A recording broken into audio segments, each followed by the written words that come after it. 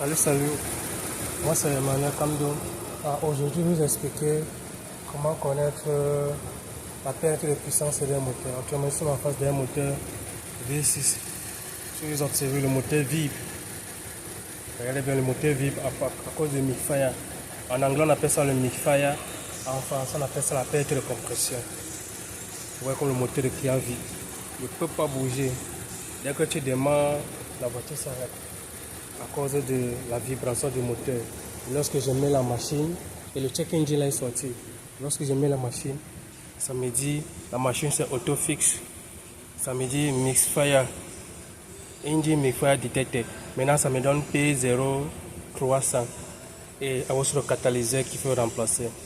Maintenant généralement, le vrai problème est que comme ça me donne pas exactement la chambre, qu'est-ce qu'il doit faire avec la machine? Il n'y a pas besoin de l'assistance de quelqu'un. Je rentre tout doucement avec la machine, j'appuie ici, je rentre,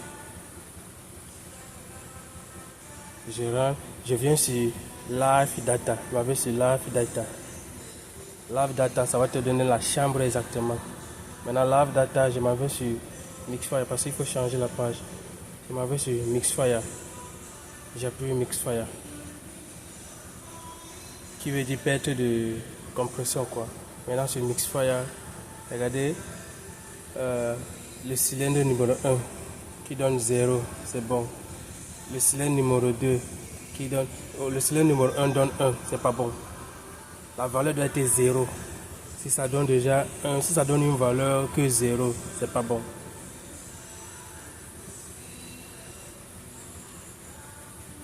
Voilà. Si vous voyez bien, le cylindre numéro 3 ne fonctionne même pas. Le cylindre numéro 3, sa valeur, ça doit être la chambre qui fonctionne. Comment savoir? La chambre numéro 6, chambre numéro 5 et chambre numéro 4 fonctionnent parfaitement parce que ça donne 0, 0, 0. Ça doit être à 0, 0. La valeur doit être à 0, 0. Si la valeur varie, ça donne comme la chambre numéro 3.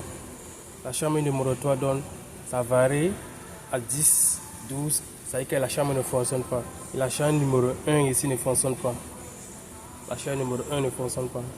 La chambre numéro 2 fonctionne. Bon, ça veut dire que la chambre numéro 1 et la chambre numéro 3 ne fonctionnent pas. Ça ne doit pas, ça doit donner la valeur 0. Si ça donne la valeur 0, c'est que ça fonctionne. Mais si ça donne une valeur autre que 0, c'est que ça ne fonctionne pas. Donc, il faut remplacer les bougies et les ignition coils de cette chambre qui ne fonctionnent pas. Bref, voilà comment connaître le misfire d'une chambre avec la machine sans l'assistance de quelqu'un qu'il faut checker chaque chambre en déconnectant les ignition coils.